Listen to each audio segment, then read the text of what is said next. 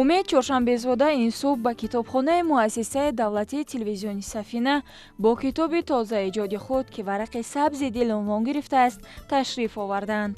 варақи сабзи дил нахуст ашъори шоир мебошад. бо вуҷуди оне ки аз хурдӣ ба навиштани шеърҳои шогирдона машғул буд, аммо ба касе пешниҳод намекарду аз ҳама пинҳон медошт. ҳанӯз аз давраи мактабхонӣ умед аз оғӯши гарму меҳри модар маҳрум гашт ки маҳз ҳамин сабаби асосӣ ба эҷод роҳ овардани ӯ мегардад. зеро тамоми дарди дилашро рӯи авроқ меоварду худро андаке сабук мекард. иброз медорад умед чоршанбезода. имрӯз ҷоми шодии мо аз файзи истиқлол, аз файзи ваҳдат сармол аст ва ӯ инсоне ки аз ин ҷом нӯш накунад, ӯ аз ин ватан нест, ӯ аз ин сарзамин нест, ӯ зарраи ғурури тоҷик будану яъне ки ба қадри ватану ватандорӣ расиданро надорад ва ӯро мо аз худ ҳисоб кардан наметавонем. ва ҳар саҳар бо шукргузорӣ аз хоб бедор мешавам, субидам аз хоби хуш сар мекашам, дар талоши зиндагӣ пар мекашам. шукри оромии меҳан дар дилам, хешро болои минбар мекашам. ва ин суханҳо шиёри ҳаррӯзаи мананд. мардуми то мардумеро душман аст, сӯзи дилро сӯи довар мекашам. ҳар ки дар банди ғаму нокомӣ аст, бори ӯ бо худ баробар мекашам. чун ятимӣ мерасад пушти дарам, ҳасрати домони модар мекашам. дар китобчаи вай гирдовардаи ман ғазалиёт дар ин гирдоварда шудааст. дар баробари ғазалиёт 32 рубоиву дубайтӣ низ ҷой дода шудааст ва фикр мекунам ки болои ин маҷмӯа боз аз нигоҳи ҷобаҷо кардани бо шеърҳо вобаста ба мавзӯъҳои истиқлол, ватан, ваҳдат ва дигару дигарҳо як бори дигар кор кардан дар кор. соли 2021 дар арафаи таҷлили 30-солагии истиқлолияти тоҷикистон бо нишони аълочаи фарҳанги ҷумҳурии тоҷикистон сарфароз гардонида шуд. тӯли 5 сол аст ки дар шаҳри душанбе кору фаъолият дорад ва имрӯзҳо роҳбарии муассисаи давлатии таҳсилоти миёнаи умумии ғоибона барои наврасону калонсолон дар назди вазорати маориф ва илму ҷумҳурии тоҷикистонро ба уҳда дорад. соли 2016 19-солагии ваҳдати миллӣ дар ноҳияи ишкошим таҷлил мешуд ва дар ҳамин ҷо ман сарвари муассиса будам, роҳбари муассиса будам ва дар ҳамин ҷашни пуршукӯҳ бевосита пешвои муаззами миллат ҳам иштирок кард.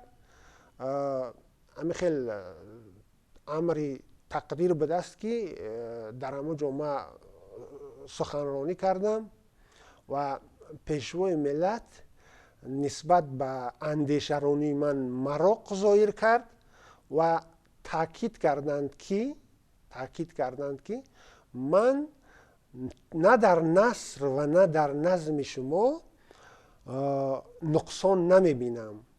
шумо ҳарчанде ки ман уҷо таъкид карда будам ки ман даъвои шоирӣ надорам, гуфт ки не, шумо шоир ҳастед ва бояд ҳарчи бештар эҷод кунед, ҳарчи бештар эҷод кунед ва ба мақсади он ки ман ба муҳити адабии васеътаро ана ворид шавам, ба вазорати маориф ва илми ҷумҳурии тоҷикистон ҷиҳати ба кор дар дастгоҳи марказии вазорат гирифтани ман дастур доданд.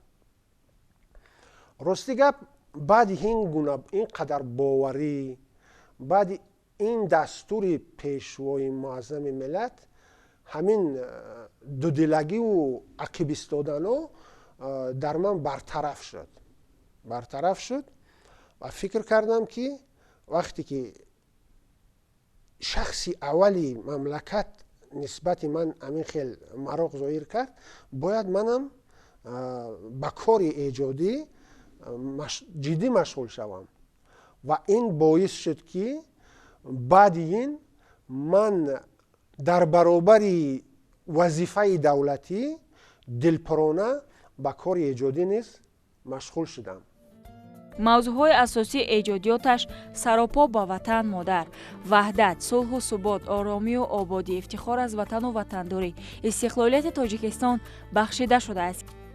اصلا موضوعهایی که در این کتاب چی هستند بیشتر شامل حیات 30 ساله استقلالیت تاجیکستان محبوب ما شده است و هنوز 2-3 سال پیش من را با یک صمیمیت گفته بودم که غلغله بر اوج دارد موج استقلال ما، گلبسر از فیض وحدت شاخه اقبال ما. در وطن هر لحظه ما بختی نوی پیدا کنیم. ایز پیر و پار بگردیده است امسال ما. کنج برج کشورم آریست از بیداد و رنج، مصرعها سر میزند از قلب پاکم دم بدم، بیرق خوشحالی افتاده است در چنگال ما. جام وحدت گشت لبریز شراب میر و صدق، جوره درکش امید از ساغر سرمال ما. کتاب ورق سبزیدل مهمه خودی همین سال با تعداد 50 نسخه از شو برآمده به دست راغبانش رسیده است. ما نیز از این اقدام به نصیب نگشتیم و خود شاعر باساید است و تمنیات نیکش کتاب را به کتابخانه مؤسسه دولتی تلویزیون سفینه تقدیم نمودند که از این پس هر یکی ما می توانیم آن را مطالعه کرده جهانی معنی به خود بگیریم.